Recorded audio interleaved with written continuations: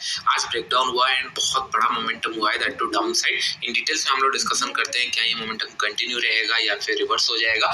बहुत सारे लोगों के मन में डाउट हो गया, तो इन डिटेल्स में प्राइस वाइज हम लोग डिस्कस करेंगे।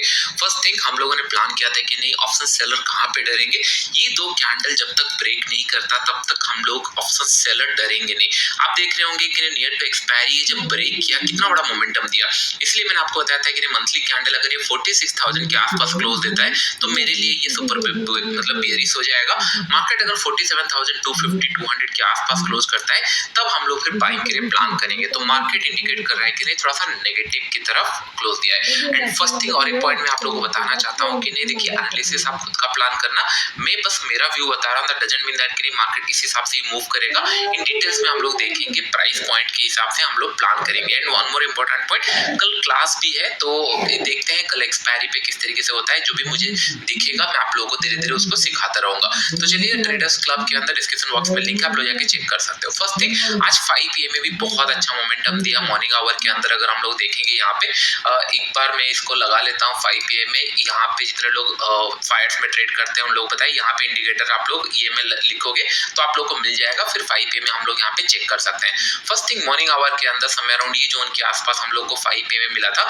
मॉर्निंग आवर में थोड़ा सा मैं बेरिश जरूर था, जिस तरीके से ट्रेड कर रहा था कि नहीं अगर 500 क्योंकि राउंड लेवल था, मुझे लगा अगर ये ब्रेकडाउन करेगा तो मोमेंटम रहेगा। लेकिन जो ये स्पाइक लगा है ऐसे लेट हुआ, फिर मैंने समय अराउंड ये ट्रेड का जब 50% ब्रेक किया फिर इस जोन के आसपास कहीं पे मैंने ऐड किया, क्योंकि मैं थोड़ा बड़ा पोजीशन प्लान करता हूँ तो मैं थोड़ा सा स्टॉप लॉस थोड़ा सा बड़ा प्लान करता हूँ। तो इन दिस केस यहाँ पे मार्केट नीचे की तरफ मूव किया, इसलिए मैं बार बार आप लोगों को एक पॉइंट बता रहा था कि नहीं यहाँ पे 15 EMA भी अगर यहाँ पे देखें 15 EMA नीचे मिला था, लेकिन हाँ ये थोड़ा सा एसिलेट हुआ, लेकिन जो टॉप में सेलिंग के लिए मिला था वो बहुत ही अच्छा प्रॉफिट मिला है।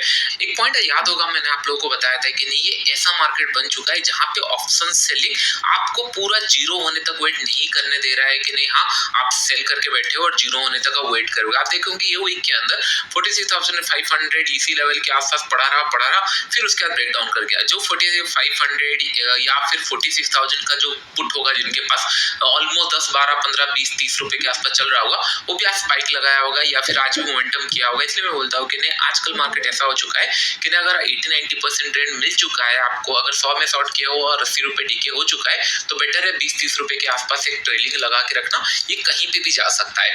अभी हम लोगों को इंटरेस्टिंग रहेगा क्या कल ये रिवर्स करेगा। देखिए फर्स्ट थिंग मैं आपको बताना चाहूंगा, मैंने एक एनालिसिस किया था, हिट द लाइक बटन अगर आप लोगों को याद है।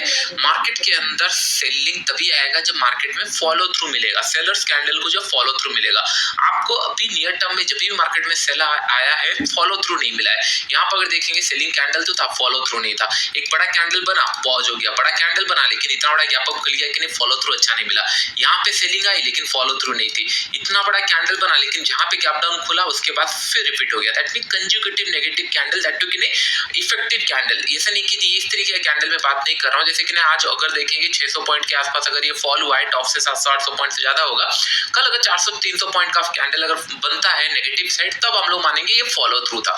यहाँ पे अगर देखेंगे सेम नेगेटिव कैंडल लेकिन फॉलो थ्रू नहीं था, नेगेटिव कैंडल फॉलो थ्रू नहीं, यहाँ पे और एक नेगेटिव कैंडल फॉलो थ्रू नहीं। दैट मींस कल हम लोग को एक क्लियर पिक्चर मिल जाएगा क्या ये फॉलो थ्रू दे रहा है। अगर कल फॉलो थ्रू दिया तो दैट मींस कहीं ना कहीं 300-400 पॉइंट का ट्रेंडिंग मार्केट हम लोग एक्सपेक्ट कर सकते हैं, दैट टू कि डाउन साइड। क्योंकि ये फॉलो थ्रू मार्केट के अंदर देखेंगे मार्केट नेगेटिव साइड तो क्लोज दे रहा था यहाँ पे, लेकिन नेक्स्ट कैंडल रिवर्सल आ जा रहा था। अगर कल फिर अगर रिवर्सल इस तरीके से आ जा रहा है तो फिर हम लोग को कंफ्यूजन माइंड में रहेगा, क्योंकि 46,500 ना ये 46,000 के आसपास क्लोज किया ना ये 47,000 के आसपास क्लोज किया, ये समय अराउंड 46,500 का क्लोज करेगा तो कंफ्यूजन हो जाएंगे। तो कल अगर गैप अप खुल गया तो लुक लाइक इनसाइड कैंडल, लेकिन कल अगर मार्केट लेट से गैप डाउन खुला या फ्लैट खुला तो हम लोग फॉलो थ्रू के लिए प्लान करेंगे, क्योंकि बार बार हम लोग ये नहीं एक्सपेक्ट कर सकते मार्केट नीचे क्लोज दिया और नेक्स्ट डे फिर रिकवर कर जाए, मार्केट नीचे क्लोज दे फिर रिकवर कर जाए। तो कल हम लोग थोड़ा सा हो सकता है हम लोग सेलिंग के लिए प्लान करेंगे, लेकिन विद प्राइस एक्शन। अगर आज हम लोग देखेंगे सिंपल, मैंने आप लोग को बताया था जब तक ये डेली कैंडल पे इसके नीचे नहीं आता सेलर डरने वाले नहीं है। इसके नीचे निकला, आप देख रहे होंगे किस तरीके का कितना बड़ा कैंडल बना, और जब भी ये बड़े कैंडल बन रहे हैं जब तक ये ऊपर की तरफ टेकआउट नहीं होते तब तक हम लोग को टेंशन नहीं है, क्योंकि ये हम लोगों के लिए स्ट्रेंथ कैंडल है। इसके ऊपर जब तक नहीं आता तब तक हम लोग को इमीडिएटली बायर अभी बनना नहीं है। तो हम लोग को सिंपल क्या रखना है, अगर गैप अप खुल गया वेट एंड वॉच, क्योंकि फिर सेलर आ जाएंगे यहाँ पे 46,500 एंड 46,000 हेज करके रखेंगे, इसी रेंज के अंदर मार्केट रहेगा। Gap up in the sense near about let's say 46,100 to 200 के आसपास कहीं इस जोन के आसपास कहीं पे खुले तब। अगर मार्केट 40-50 रुपए 100 रुपए के आपको खुलता है, उतना सिग्निफिकेंट रेंज नहीं रहेगा, 200-250 इस तरीके का अगर कुछ खुलता है तब हम लोग प्लान करेंगे। व्हाट इफ अगर मार्केट लेट से फ्लैट खुला, यहाँ पे अगर खुलता है तो स्टिल मैं सेलिंग के लिए प्लान कर सकता हूँ। तो हो सकता है 900 के नीचे। पापा जी मैंने साइकिल चाहता है। हाँ पुत्र ले आओ ना। बोला यहाँ पे अगर खुलता है तो स्टिल मैं सेलिंग के लिए प्लान कर सकता हूँ। तो हो सकता है 900 के नीचे, 963 के आसपास क्लोज दिया है, 910 के नीचे एंड 46,000 का एसएल यहाँ पे होल्ड करके रखेंगे सेल करके। एंड दैट टू कि नहीं कल लास्ट डे है, उसके बाद मंथली स्टार्ट होने वाला है। तो हो सकता है कि नहीं जितने भी शॉर्ट होंगे हो सकता है वो नेक्स्ट मंथ के लिए आना होगा, तो फिर हम लोग को टारगेट भी बड़ा मिल सकता है। तो इसके लिए मैं क्या करूंगा, तो जनरली मैं थोड़ा टारगेट बड़ा रखूंगा, मतलब इंस्टेड ऑफ इंट्राडे ट्रेड करने से अच्छा है कि नहीं एक पोजिशनल बेसिस में ट्रेड करना ज्यादा प्रेफरेबल रहेगा। क्योंकि यहाँ पे अगर इसके नीचे निकलता है ये ट्रेंड का तो 50% आ गया, जैसे हम लोग डिस्कस किए थे, तो ये नेगेटिव बन चुका है, हम लोगों ने ऑलरेडी डिस्कस कर लिया है। मार्केट अगर इसके नीचे एक फॉलो थ्रू कैंडल बनता है तो दैट मींस कहीं ना कहीं 45,000 वेरी क्रूशियल लेवल।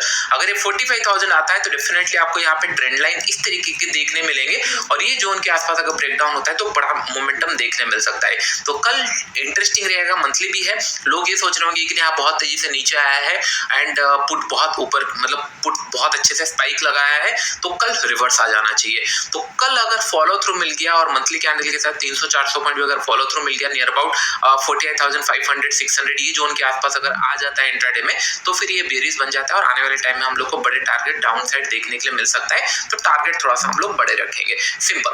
अभी हम लोगों का प्लान ये है कि नहीं कल अगर व्हाट इफ के नहीं मार्केट गैप डाउन खुल गया, फ्लैट खुला, तो हम लोग को 900 के नीचे प्लान कर सकते हैं। एंड फिर से मैं आपको बता रहा हूँ money management, risk to report, ये सारे टेक केयर करना है, क्योंकि कोई भी ट्रेड में आपका लॉस जा सकता है। ऐसा नहीं कि हम लोगों ने जितना भी कॉन्फिडेंस होंगे, जैसे आज मॉर्निंग के दिन में सो नीचे आया, फिर ऊपर की तरफ गया, फिर नीचे आया, तो यहीं पे ही बहुत सारे लोग का ऐसा लेट हो गया हुआ, री एंट्री नहीं कर पाए होंगे। इसके लिए मैं बोलता हूँ कि आप जितना अच्छे से भी प्लान कर लो, मार्केट वो अपने हिसाब से मूव करेगा।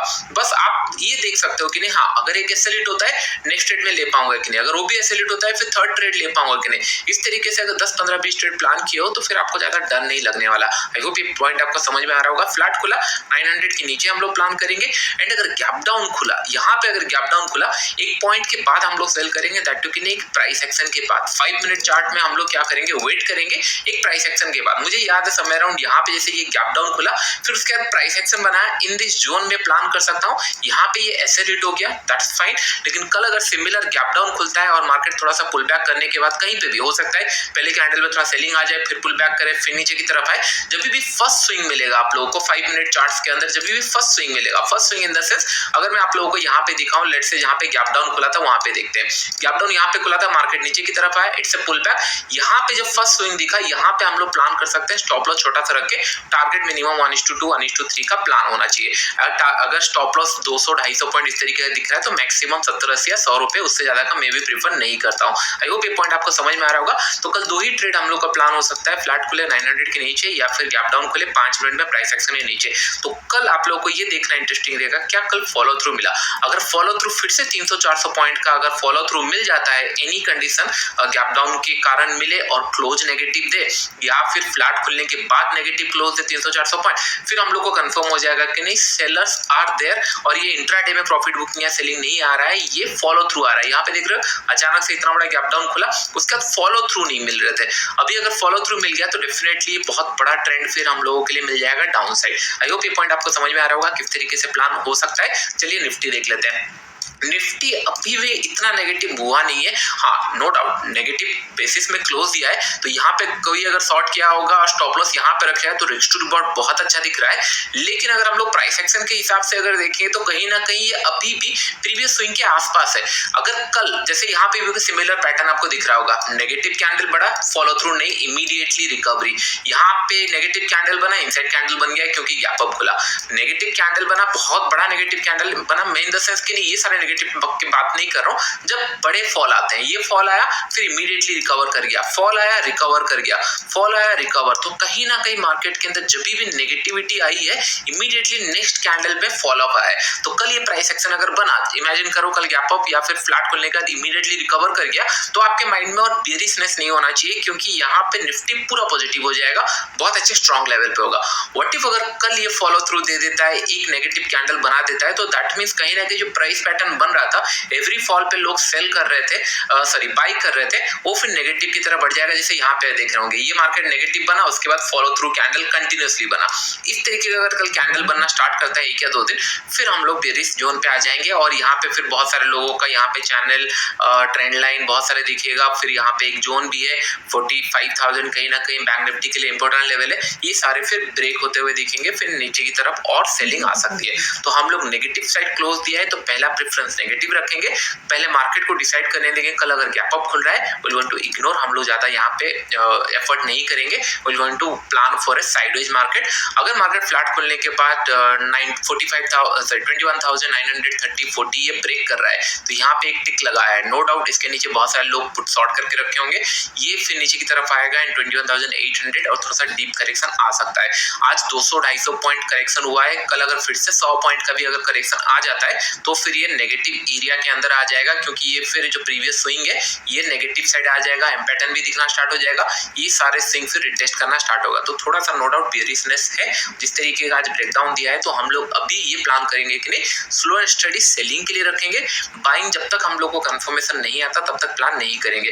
कल मंथली एक्सपायरी है एंड कल 9:15 से क्लास स्टार्ट होगा, तो जितने लोग हैं ऑलरेडी मेक श्योर करना मतलब रेडी हो जाना। एंड कुछ इंटरेस्टिंग पॉइंट मैं आपको बताऊंगा प्राइस एक्शन के ऊपर, कोई ट्रेड आपको मिल जाएगा ये एक्सपेक्टेशन मत आना, क्योंकि वो कंप्लीटली मना है। मैं बस आपको बताऊंगा कि नहीं मैं कैसे सोचता हूँ, मैं प्राइस कैसे प्लान करता हूँ, प्राइस में मुझे कैसे दिखता है, एक्सपायरी डे पे मैं कैसे प्लान करता हूँ, इन डिटेल्स में हम लोग डिस्कस करेंगे। लेकिन ये सारे जोन अभी इतना इंपॉर्टेंट नहीं है, बस ये जोन आने के लिए और 300, 400, 800 पॉइंट जरूरत है। कल अगर फॉलो थ्रू मिल गया तो फिर ये ओवर हो गया, फिर next month onwards chances are very है कि नहीं ये लोअर लेवल पे वेट करे या फिर कंटिन्यू करे, negative side chances are very आ सकता है। तो कल का दिन अगर मार्केट को संभालना है, बेस्ट चांस है वेट कर जाए, गैप अप खुल जाए और होल्ड कर जाए, वेल एंड गुड, क्योंकि ये हर टाइम यही किया है, रेड कैंडल ग्रीन कैंडल। तो फिर अगर कल फिर से ग्रीन कैंडल बन जाता है तो हम लोग पॉजिटिव मानेंगे, अदरवाइज फिर थोड़ा सा negative that too deep correction के लिए जा सकता है। आई होप ये सारा पॉइंट आप लोगों को समझ में आ रहा होगा। वीडियो चलो लाइक थैंक यू।